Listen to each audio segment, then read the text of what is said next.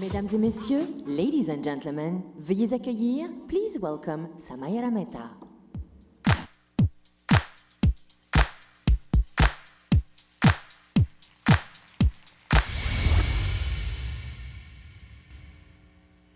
Would you please join me in taking out your cell phones for a moment? Cell phones, guys. Please turn on your flashlight and raise it high with the light pointing in my direction. Higher, all the way up, that's right. Now would you be so kind to lightly sway it in the air? Wow, what a beautiful sight. I wish you could see this from where I'm standing. What a simple way of how a group could work together to create such a fun effect. Thank you. You can put your phones away now. I would like you to take a moment to think about the power. The power in our hands. The total combined power of this group. You know, I believe we have just grown too accustomed to this power that we panic whenever we forget it or can't find it. But did you know that the current toasters are more powerful than that used in the first moon landing? And now think of how that compares to your phone. Some say that the current iPhone is almost 1,000,000 times more powerful than that used in the first landing. However, technology is not the future. People are the future. And here today,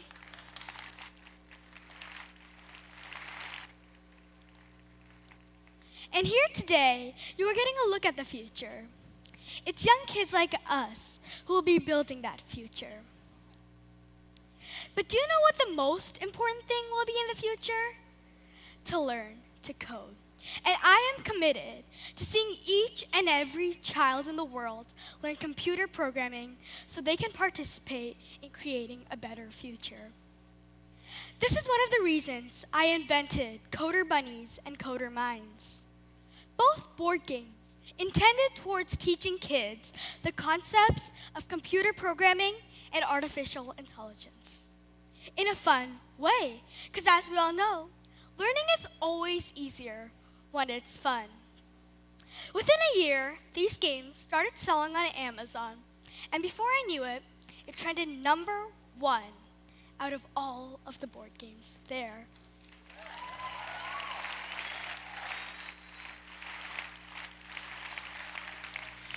It showed me how much impact my work can make in the community, and it motivated me to work even harder.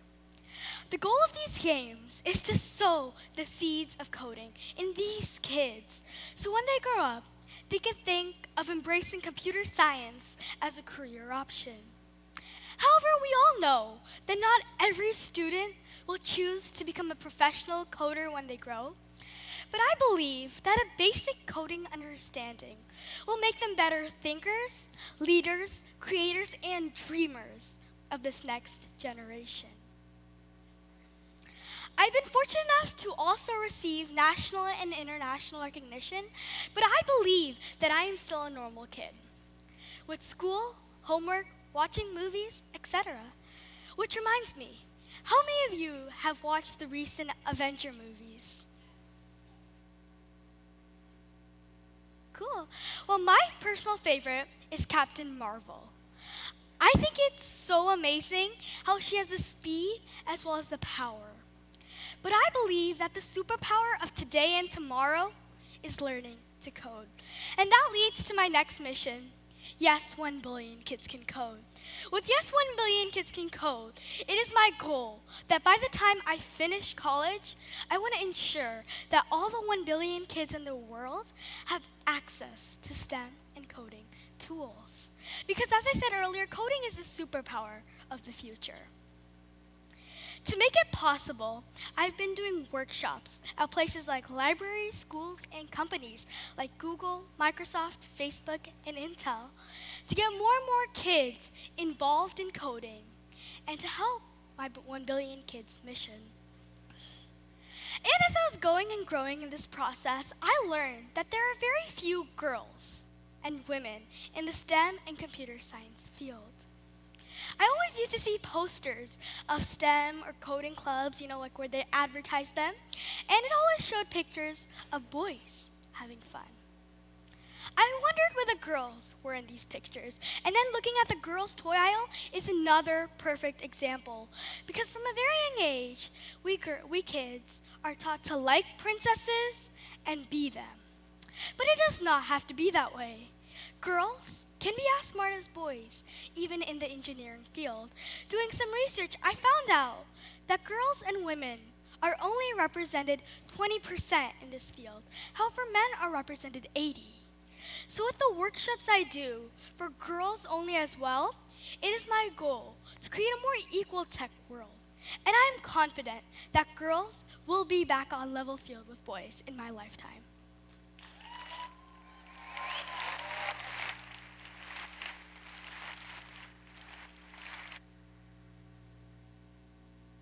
Started, but I've already learned so much.